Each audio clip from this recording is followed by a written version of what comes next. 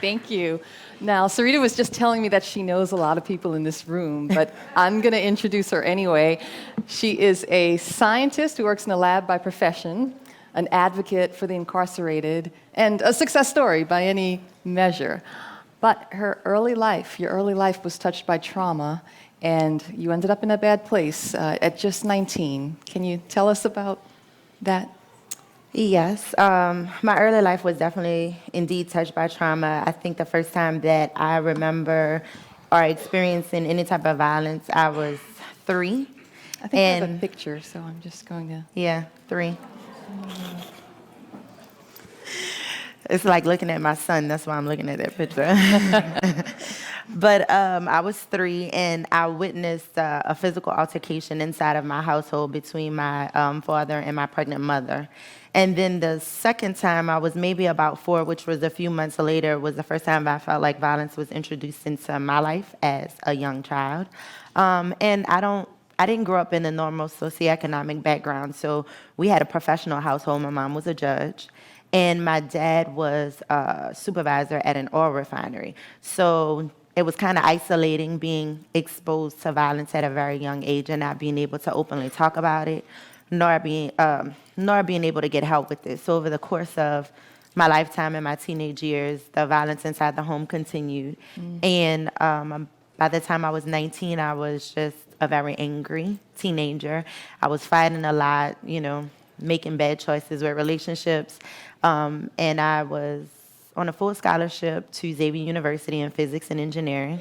I decided to leave Xavier and join the Navy. We have a picture of and yeah. This is where things get tough. Yeah, they get tough. So after I graduated boot camp and I was in A school, I got in trouble. Myself and 3 individuals, we committed a crime. We stole cars from a car dealership in Texas, brought them to the chop shops. But what ended up happening from that experience was I was sentenced to 10 years in federal prison, 20 years in state prison, and $1.9 million in restitution, all run together at the age of 19. And here's one of the places where you served. Yeah, that's one of the camps I was at, which was Coleman. I actually was in 6 different institutions within the first 4.5, 5 years that I was incarcerated. Federal prison, there's no women's prisons in the state of Louisiana, so I was sent to Texas and Connecticut and Florida, and I was never closer than maybe about a 6-hour drive from home. Now, you were suffering from PTSD that was undiagnosed, and that's one of the underlying reasons why. It was actually diagnosed at 14, but at that particular time, in my community, and I'm sure a lot of people can understand where I'm coming from when I say this. As African Americans, we are told to pray, and things will get better, so we can pray it away. And also, it's just not talked about. So even though I was diagnosed at 14, I was a very witty teenager. And it seemed that the people that were tasked with helping me to work through my grief and my trauma, some way, somehow, I would end up listening to them tell me their problems. So I was very good at not focusing on myself and getting other people to focus on them. So I can say it was untreated more so than undiagnosed. But there was a turning point for you while you were incarcerated, and what was that? I was about 25, and I was able to start taking college courses when I reached the last institution I was at in Tallahassee, Florida. And at that moment, when I was allowed to start taking college courses, it was like something went off and was like, you can't go back out into the community the same way that you came in. And being able to take education courses while I was incarcerated allowed me the opportunity to start really digging in deep and figuring out what made me tick, what were my triggers, really learning how to analyze what was going on, and beginning to mature and grow up. Because you're not the same person at 19 that you are at 27 or 25. You grow and you change. So the maturity level and then being able to educate myself really was an opportunity where I felt like I could change what was going on in my life.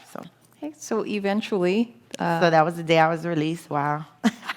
That's my mom, my dad, my sister, and myself. So that gathering was kind of twofold. My biological sister, she was murdered a week prior to me getting out. So I got out the day after her funeral. So we were able to have a gathering at the house. So all of my family was there waiting prior to me going to the halfway house. That was also the day that I got out, me and my sister. She was 15 when I went in.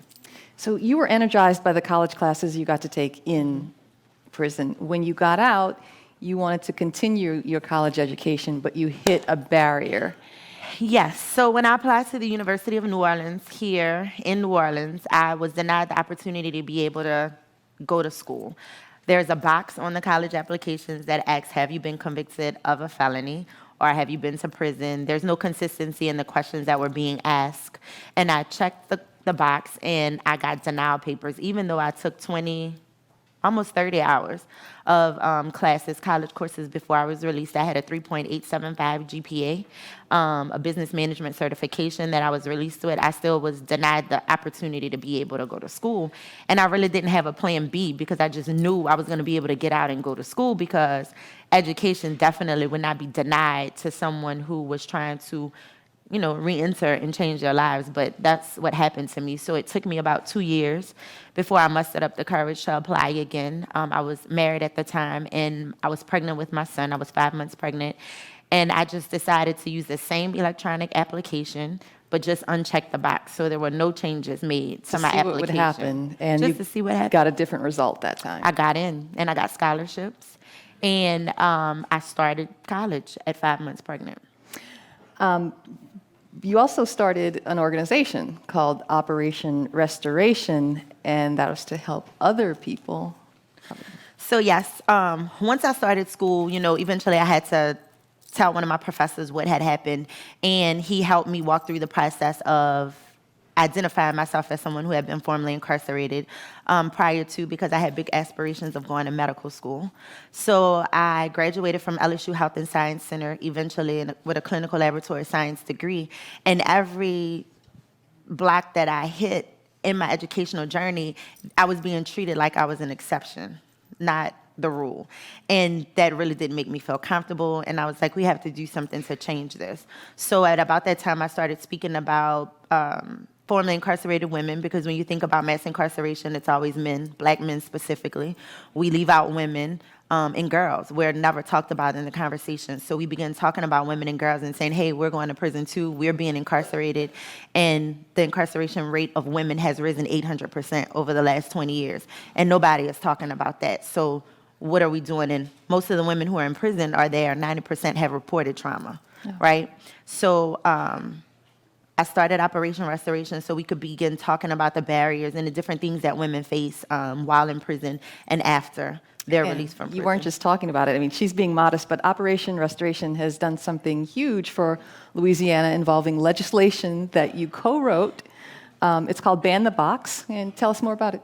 So in 2017, along with the co-founder of the organization, Annie Freitas, and myself, we began working on legislation to remove that question off of college applications. So we were able to successfully pass that legislation in 2017, making Louisiana the first state to do so. There you are with...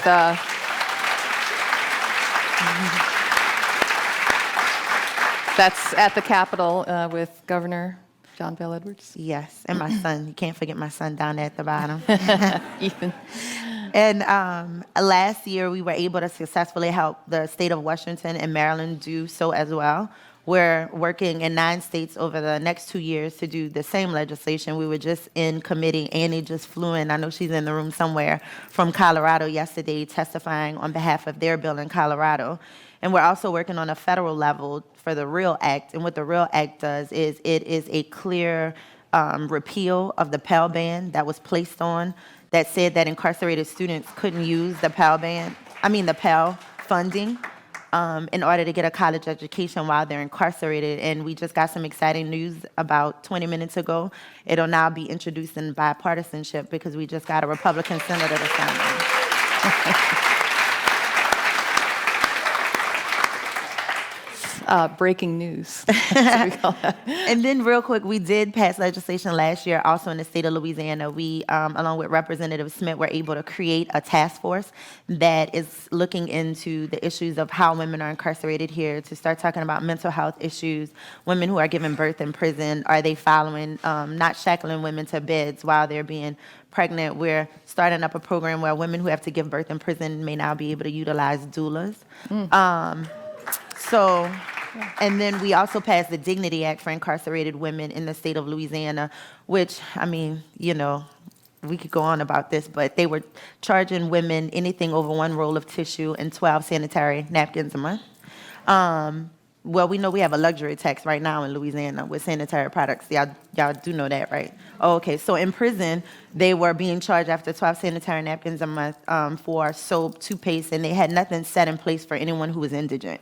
So last year, we were able to pass the legislation that now women who are incarcerated in the state have unlimited access to sanitary items, soap, toothpaste. That's a lot of big and important work. We're going to take a question. Anyone have a question for Syrita? Yes.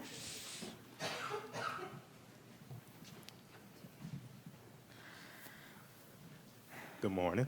Good morning. I'm Dr. Raymond Delaney, a criminologist from Southern University at New Orleans, and I just want to make a statement. I was the director at the halfway house when Syrita came in. It was a federal halfway house. And she came in with fire.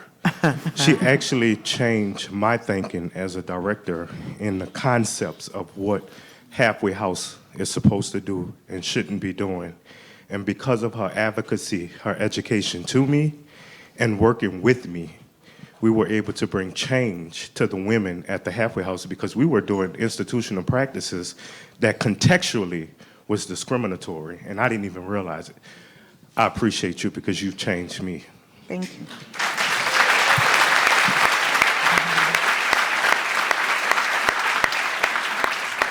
Might anyone else have a question for Syrita? Okay, yeah, over there. Hey, Syrita, it's Mariah. Hey, Mariah. How you doing? Hey, girl. So I just want to make a quick statement. It's not really a question, but it goes to speak to who Syrita is as a leader. In a time where trans women are overlooked and feel like we don't exist, Syrita creates a space for them. She helps trans women get their GEDs, and she includes us, and she makes us feel welcome. And I met her through my great friend Wendy, who's sitting back here, who's been affected by so many different barriers, such as like the Crime Against Nature statute. And working with you lets me know that I have hope in the women in my community, especially Black women in my community. And you're redeveloping how I see Black women through a whole different lens. And I love you and I appreciate you for that.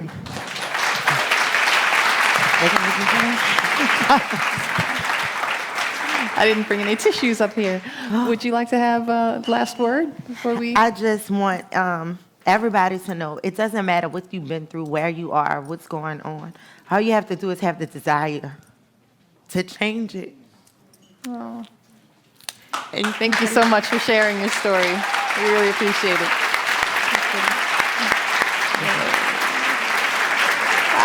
They're standing up for you. They took me over the top.